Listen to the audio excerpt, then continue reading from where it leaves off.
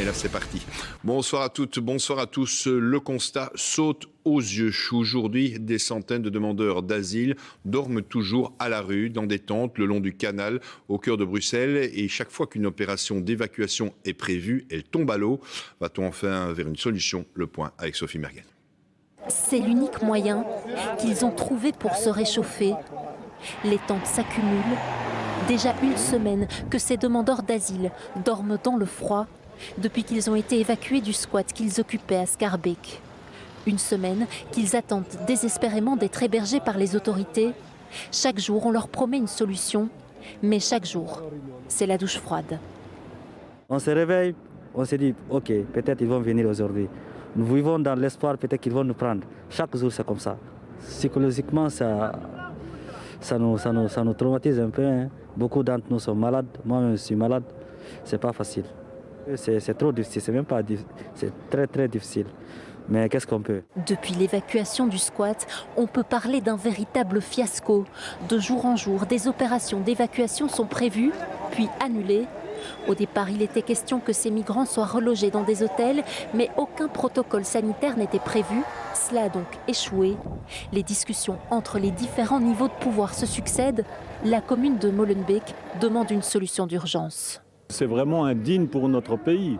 C'est devenu vraiment une situation intenable vraiment pour la commune. On ne peut pas laisser en fait, une situation vraiment dériver de cette façon-là, et on peut avoir ici potentiellement on a un danger assez important. Donc c'est pas possible. Ici, pas de toilettes, pas de douche. La situation sanitaire se dégrade.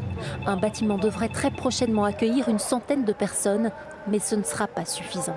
Ce qui est clair, c'est que tant qu'il n'y aura pas de participation claire du fédéral à des opérations de grande envergure, tant qu'il n'y aura pas un plan fédéral de crise pour gérer la situation, ça ne restera effectivement que des sparadraps sur des plaies ouvertes. Ce qu'on voit ici, ce n'est que le reflet d'une crise bien plus grande. Il y a vraiment des centaines, des milliers de personnes qui attendent de pouvoir obtenir une place chez Fedasile. Alors va-t-on bientôt voir ce camp de fortune disparaître définitivement? Rien n'est moins sûr, même si tous les acteurs disent se démener de jour en jour. Alors Sophie Mergen, vous êtes toujours sur place ce soir à l'heure actuelle, et est-ce que l'on sait si ces personnes vont être relogées et surtout où aussi, Sophie?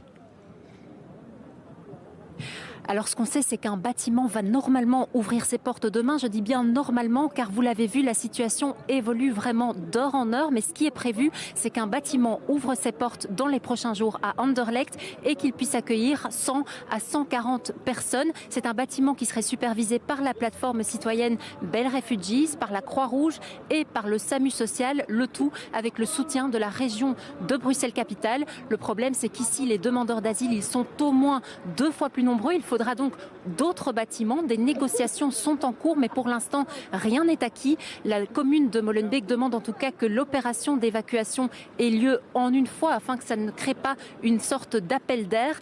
Mais est-ce que cette opération aura lieu demain? Est-ce qu'elle aura lieu dans les prochains jours? On ne sait toujours pas. En tout cas, les citoyens de leur côté continuent de mettre la pression, puisqu'ils sont de nouveau plusieurs dizaines à s'être rassemblés ce soir pour passer une nouvelle nuit avec les demandeurs d'asile, une manière de leur témoigner leur solidarité.